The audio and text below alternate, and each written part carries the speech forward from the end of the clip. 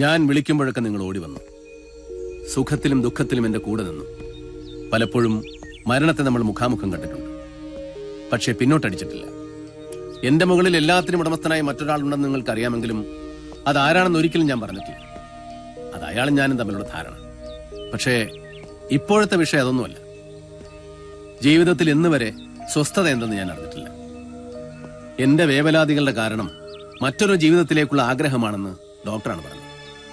ഞാനിത് പറയേണ്ടവരോട് പറഞ്ഞു. എന്നെ ഇല്ലാതാക്കും എന്നായിരുന്നു മറുപടി. ഇനി എനിക്ക് നിലനിൽക്കണമെങ്കിൽ തിരിച്ചടിച്ചേ മതിയാവും. അല്ലെങ്കിൽ വീണ്ടും ഒരു അടിമയായി പഴയ ജീവിതത്തിലേക്ക് മടങ്ങും. വയ്യ, ഇനി ഒരിക്കലും അതിന് വയ്യ. എനിക്ക് നിങ്ങളിൽ നിന്നറിയേണ്ടത് ഒന്നേ ഉള്ളൂ. ചെയ്ത തെറ്റുകൾക്ക് പ്രായശ്ചിത്തം ചെയ്യുമ്പോൾ നിങ്ങൾ എന്റെ കൂടെ നിൽക്കൂ. എന്ത് തീരുമാനവും എടുക്കാനുള്ള സ്വാതന്ത്ര്യം നിങ്ങൾക്കുണ്ട്. അണ്ണന്റെ തീരുമാനത്തിനപ്പുറം ഞങ്ങൾക്ക് വേറെ എന്ത് തീരുമാനമാണ്? എങ്കിലും നമ്മൾ പുറപ്പെടുകയാണ്, നമ്മൾ തന്നെ ഉണ്ടാക്കിയ കഞ്ചാവ് തോട്ടങ്ങളിലേക്ക്.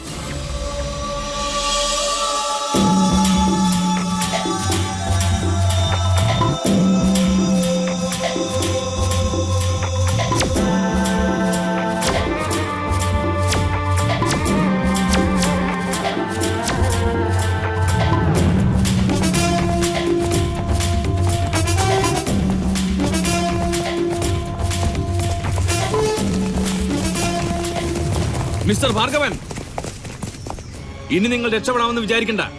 ഒരു ഭരണക്രമത്തെ മുഴുവൻ ധിക്കരിച്ചുകൊണ്ട് കാലങ്ങളായി നിങ്ങൾ രാജ്യദ്രോഹം ചെയ്യുകയാണ്. ഇനി അത് അനുവദിക്കില്ല. നിങ്ങളുടെ തോട്ടങ്ങൾ എവിടെയൊക്കെയാണുള്ളതെന്ന് കാണിച്ചു തന്നാൽ എല്ലാം സമാധാനപരമായി അവസാനിപ്പിക്കാം. മിസ്റ്റർ വിനോദ്, ഞാൻ ഫോൺ ചെയ്ത് പറഞ്ഞു. ഡോക്ടർ ശാന്താറാം നേരിട്ട് നിങ്ങളോട് പറഞ്ഞു. ഞാൻ തോട്ടങ്ങൾ ഉണ്ടാക്കിയിട്ടുണ്ട്. അയാൾക്ക് വേണ്ടി, തൊട്ടടുത്ത് നിൽക്കുന്ന നിങ്ങളുടെ മേലുദ്യോഗസ്ഥന് വേണ്ടി. ഞാൻ എതിരായപ്പോ ഊരിവെച്ച കാക്കി കുപ്പായം വീണ്ടും എടുത്തിട്ട് എല്ലാവരെയും ചതിക്കുകയാണ് അയാൾ. അയാളുടെ തോട്ടങ്ങൾ നശിപ്പിക്കാനാണ് ഞാൻ വന്നത്. ഭാർഗവ, താൻ ഇതും ഇതിനപ്പുറവും പറഞ്ഞ് രക്ഷപ്പെടാൻ പഴുതുണ്ടാക്കാൻ ശ്രമിക്കുമെന്ന് എല്ലാവരോടും പറഞ്ഞിട്ട് തന്നെയാണ് ഞാൻ പുറപ്പെട്ടത്. അനധികൃതമായി വനത്തിൽ കടന്നവരെ അറസ്റ്റ് ചെയ്യാൻ ഫോറസ്റ്റ് ഉദ്യോഗസ്ഥരും ഞങ്ങളോടൊപ്പം ഉണ്ട്. തന്റെ കോടികൾ കത്തിച്ചു കളയുമെന്ന് പ്രതിജ്ഞ എടുത്തിട്ടാണോ ഞാൻ പുറപ്പെട്ടത്?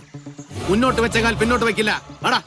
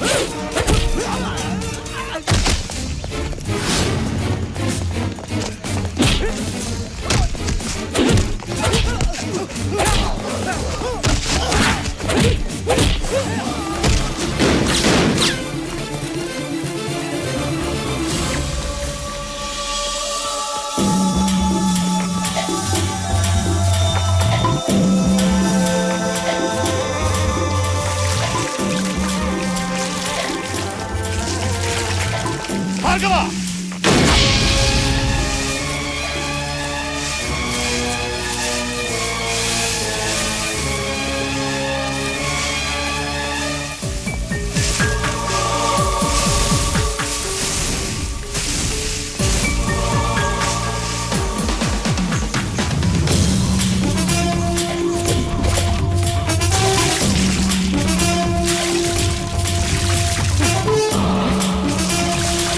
ഭാർഗവ, നിർത്താൻ നിർത്താനാ പറഞ്ഞത്.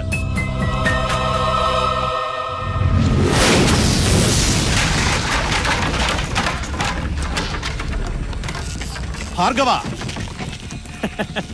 രക്ഷപ്പെടാൻ ശ്രമിക്കേണ്ട ഭാർഗവ, രക്ഷപ്പെടില്ല.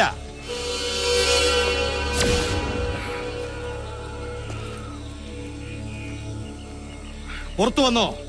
എല്ലാം നീ നശിപ്പിച്ചു, എന്നെ തകർത്തില്ലാതാക്കി. പക്ഷേ ദൈവം ഇപ്പോ നിന്നെ എന്റെ മുമ്പിൽ കൊണ്ടിട്ട് തന്നു. നിന്റെ വിധി എന്റെ കയ്യിലാണ് ഭാർഗവ. ഈ നിമിഷം നിന്റെ നന്ദികെട്ട ശരീരം ചിന്ന ഭിന്നമാക്കാൻ എനിക്ക് കഴിയും. ഭാർഗവൻ എന്ന വീരനായകൻ ഈ ഭൂമുഖത്ത് ജീവിച്ചിരുന്നതിന്റെ യാതൊരു തെളിവുമില്ലാതെ കത്തിച്ച് ചാമ്പലാക്കാൻ എനിക്ക് കഴിയും. നിന്റെ ഡോക്ടറും ഇപ്പോ എന്റെ കസ്റ്റഡിയിലാണ്. അവനും അവന്റെ കുടുംബത്തിനും നിന്റെ ഗതി തന്നെ ആയിരിക്കും. അവനാണല്ലോ നിന്നെ എന്റെ എതിരാളിയാക്കിയത്. അവസാന യാത്രയ്ക്ക് മുമ്പ് ഒരിക്കൽ കൂടി ഞാൻ ചോദിക്കുകയാണ്, അല്ലെങ്കിൽ ഒരു അവസരം കൂടി തരികയാണ്. എനിക്ക് നഷ്ടപ്പെട്ടതെല്ലാം വീണ്ടെടുത്ത് തരാൻ നിനക്ക് കഴിയും എങ്കിൽ ഞാൻ എല്ലാം മറക്കും, പൊറുക്കും. ജോസഫ് മാത്യുവിനെ വകവരുത്തിയത് ഞാനാണെങ്കിലും സംശയങ്ങൾ നീളുന്നത് നിന്റെ നേരെയാണ്. നിന്നെ ഞാൻ കുറ്റവിമുക്തനാക്കും. എനിക്കതിന് കഴിയും. പറയൂ ഭാർഗവ, വിശ്വസ്തനായി പഴയ ഭാർഗവനായി എന്റെ കൂടെ നിൽക്കാമോ? പറയൂ, നിനക്ക് എന്റെ കൂടെ നിൽക്കാമോ?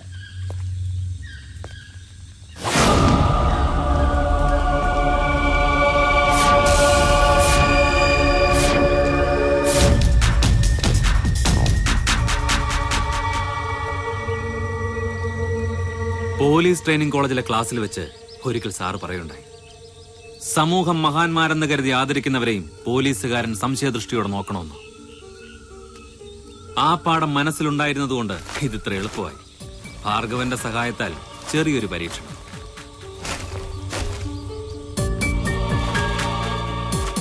എങ്കിലും ഇപ്പോഴും എനിക്ക് വിശ്വസിക്കാൻ കഴിയുന്നില്ല. മനസ്സിൽ സൂക്ഷിച്ച വിഗ്രഹം മണ്ണിൽ വീണുടയെന്ന് കരുതിയില്ല.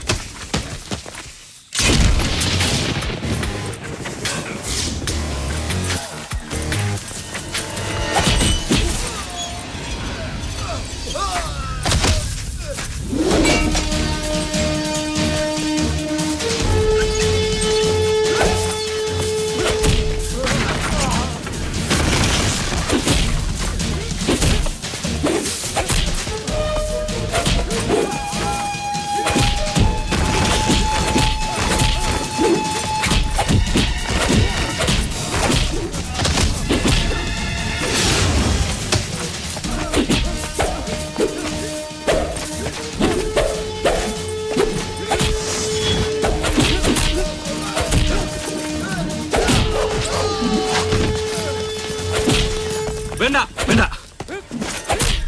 അവർ തമ്മിലുള്ള കണക്ക് അവർ തമ്മിൽ തന്നെ തീർക്കട്ടെ. ആ യൂണിഫോമിന്റെ നിറം മാത്രമേ നമ്മുടേതുമായി സാമ്യമുള്ളൂ. അതിനകത്തുള്ളത് നിയമപാലകനല്ല, ധോംസകനാ. ധോംസകൻ.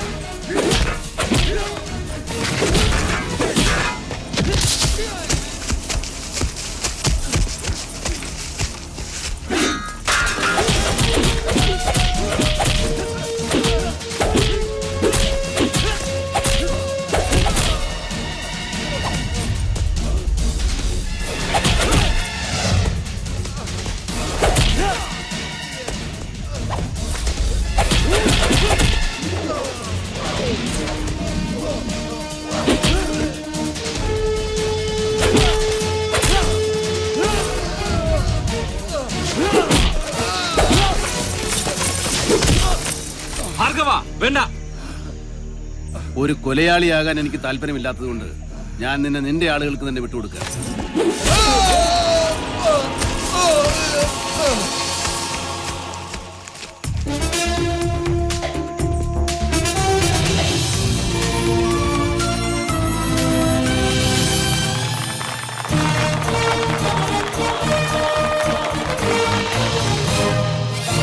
എനിക്കിങ്ങനെ ഒരു യാത്രയപ്പ് തന്നതിന് മെഡിക്കൽ അസോസിയേഷൻ ഭാരവാഹികളോടും കുടുംബാംഗങ്ങളോടും ഞാൻ നന്ദി പറയുകയാണ്. അവസാനമായി ഒരു കാര്യം കൂടി. ഇനി ഒരിക്കലും കേരളം ഭ്രാന്താലയമാണെന്ന് പറഞ്ഞ വിവേകാനന്ദനെ ഞാൻ വെല്ലുവിളിക്കുകയില്ല. ഒരു രക്ഷയുമില്ല ഇവിടെ. സ്ത്രീപീഡനം, കൊള്ള, കൊല, തട്ടിക്കൊണ്ടുപോകൽ, അഴിമതി, ഹർത്താൽ, കർഷകരുടെ ആത്മഹത്യ, സ്വാശ്രയ കോളേജ്, തന്ത്രി. എങ്ങനെ നമുക്ക് ഭ്രാന്ത് പിടിക്കാതിരിക്കും? മനഃശാസ്ത്രജ്ഞനായ ഞാൻ പോലും പലതവണ മനോരോഗിയുടെ അവസ്ഥയിലെത്തി. നിങ്ങൾക്ക് ഭ്രാന്ത് വരാതിരിക്കണമെങ്കിൽ വഴി ഒന്നേയുള്ളൂ. സ്ഥലം വിട്ടോളൂ. ഗൾഫിലോ ആഫ്രിക്കയിലോ ഇക്വഡോറിലോ എവിടേക്കെങ്കിലും. ഭീകരനായ കരണ്ട് ഭാർഗവൻ നന്മയുള്ളവനായി എന്ന ഒരേ ഒരു ചാരിതാർത്ഥ്യത്തോടെ ഞാനും പോവുകയാണ്. പ്രിയപ്പെട്ടവരെ, നന്ദി, നമസ്കാരം.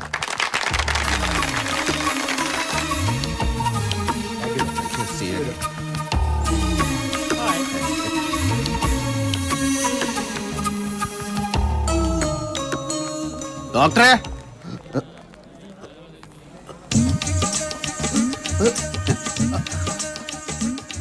പ്രസംഗം അടിപൊളിയായിരുന്നു. സദസ്സിലുണ്ടായിരുന്നു അല്ലേ? ഉവ്, ഡോക്ടറെ ശല്യപ്പെടുത്തണമെന്ന് കരുതിയാ ഇടയ്ക്കൊന്നും വന്ന് കാണാതിരുന്നത്. ഇടക്കൊച്ചി ചെറിയൊരു റെസ്റ്റോറന്റ് നടത്തുക ഞങ്ങളിപ്പോ. ഞാൻ അറിഞ്ഞു. നല്ല കാര്യം. എങ്ങനെയുണ്ട് ബിസിനസ്? കുഴപ്പമൊന്നുമില്ല, നല്ല ജീവിതമൊക്കെ തന്നെ. പക്ഷെ ഈ നന്മ കൂടിപ്പോയത് കൊണ്ടാണോ എന്നറിയില്ല, ആരെങ്കിലും ഒരു ചെറിയ തെറ്റി എന്ന് കണ്ടാ കേറി ഇടപെട്ടു പോകും. അവസാനം തല്ലും പിടിയാവും. ഇപ്പൊ തന്നെ അണ്ണന്റെ പേര് 3-4 പോലീസ് കേസായി. അതെ, ഈ നന്മ കുറച്ചൊന്ന് കുറഞ്ഞു കിട്ടാൻ വല്ല വഴിയുണ്ടോ ഡോക്ടറെ?